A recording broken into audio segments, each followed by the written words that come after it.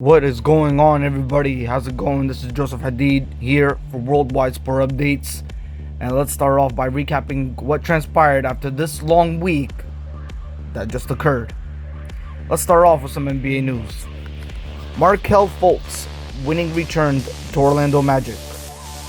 Markelle Fultz had 10 points and 6 assists in 16 minutes in his first game for Orlando in almost 14 months as the Magic beat the visiting Indiana Pacers 119-103 on Monday night.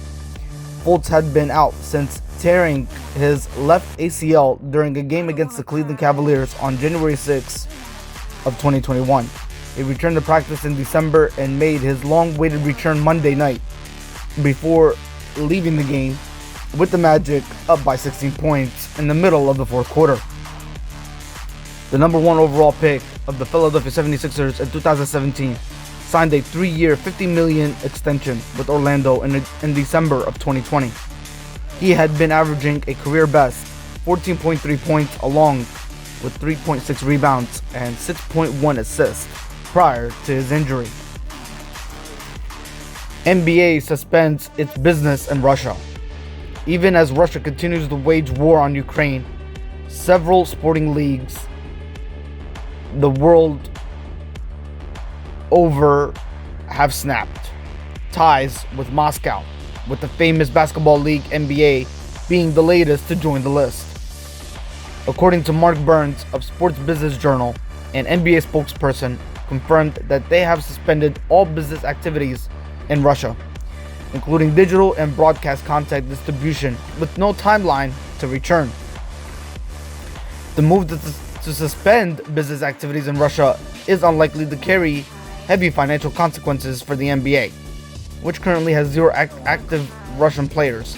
However, basketball's biggest league joining other sports governing bodies and sanctioning Russia is nevertheless a huge shot in the arm of those supporting Ukraine. Alright, ladies and gentlemen, let's move over to some NFL/college news. Yes, we have some NFL/college news to share with everyone that just transpired this past week. Now, you all remember the Super Bowl tickets, right? Well, ticket prices for Coach K's final home game has reached a Super Bowl level. Ticket prices are soaring on the secondary market for Duke head coach Mike Krzyzek, Coach K. Final home game on Saturday against North Carolina Tar Heels. As of Sunday, a single ticket to the game was selling for an average of $5,392 on StubHub to almost $7,498 on SeatGeek. The average ticket price for this year's Super Bowl between the Los Angeles Rams and the Cincinnati Bengals was $7,516 on SeatGeek. Krzyzek, who celebrated his 75th birthday earlier in February, announced in June that he would be retiring at the end of the 2021-2022 season after 42 years with the Blue Devils. Duke defeated North Carolina 87-67 in their previous matchup on February 5th of 2022. Oh boy. Alright, let's move over to a horrific Major League Baseball news. And ladies and gentlemen, Major League Baseball is the hottest topic going into this week. They've had 3 months to get a deal done. And why haven't owners and players been able to agree on a new collective bargaining agreement? There are several macro reasons this hasn't gotten done. The players' deep-seated mistrust of ownership, a desire to make significant gains on a collective bargaining agreement that was gamed by a savvy front office, a nationwide penchant by corporate billionaires to maximize profits no matter the blowback. But here's a micro one. At the onset of negotiations, owners expressed a willingness to relocate the money that goes to players but not to increase it. In other words, the pie could change but not grow any larger. The owner's position ran in stark contrast with the union's ambitions. It's why every encounter from the league seem to include a back-end component, like a salary floor with a significantly lower ceiling. And why proposals around minimum salaries? The luxury tax threshold and the amount of money that would fund a new player pool were nominal at best. The league waited 3 months to counter the union's first core economics proposal, then 6 weeks to circle back after imposing the lockout in the month of December. Clear signs to the union that owners were motivated to drag this out in hopes of making the players cave. The real negotiations didn't take place until the final week of February. By that point, the union had given up on its demands for earlier free agency and revenue sharing cuts and made significant concessions on the percentage of additional players who would become eligible for arbitration early. Owners, in turn, made more generous proposals around minimum salaries, the luxury tax threshold, and the additional player pool. But the gap remains too wide. Owners don't want to spend significantly more. Players believe, given the additional cash that will be provided by an expanded postseason, not to mention the upcoming influx of gambling, that they should. Let's move over to some NHL news. The NHL has an officiating problem.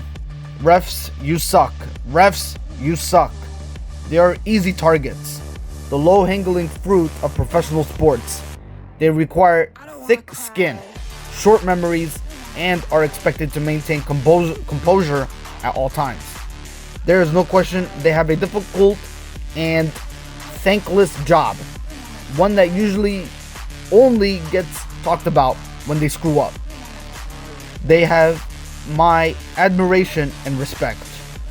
With that being said, and at the risk of joining the angry mob and piling on, this has not been a banner season for the NHL's men in stripes. And that's being kind. The league has an officiating problem, the evidence growing with each passing night. The majority of my hockey viewing naturally involves the Winnipeg Jets. That's the team I cover for a living. And fans around here certainly feel like their favorite team has been wronged on plenty of occasions. They would be, right? Who can forget the college Elkers taking a blatant knee-on-knee hit from Washington's Dmitry Orlov on January 18th of 2022. That somehow was ignored. Elkers left the ice in agony and hasn't played since. To add insult to injury, not only did Orlov remain in the game, his team not being assessed even a minor penalty, let alone a major, he went on to set up the overtime winner. The NHL suspended Orlov for 2 games the following day. Ehlers, meanwhile, has now missed 19 straight with injury, as the Jets have struggled to stay in the Western Conference playoff race, going 7-9-3 without one of their most dynamic players. And according to reports, I think he did start in the lineup this past week.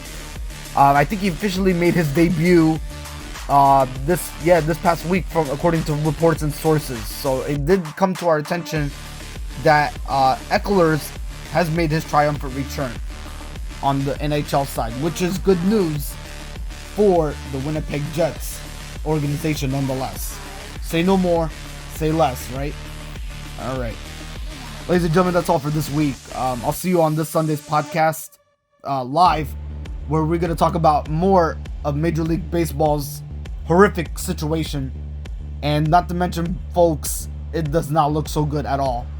So we'll get into more details on Sunday, as Major League Baseball is the hottest topic going into this weekend. Till then, enjoy your weekend. Hit the like button. Subscribe to our Worldwide Sport Updates on your YouTube on our YouTube channel for the latest sports updates for your local community and neighborhood. And again, we'll see you on Sunday for sure. This is Joseph Hadid for Worldwide Sport Updates. Talk to you soon.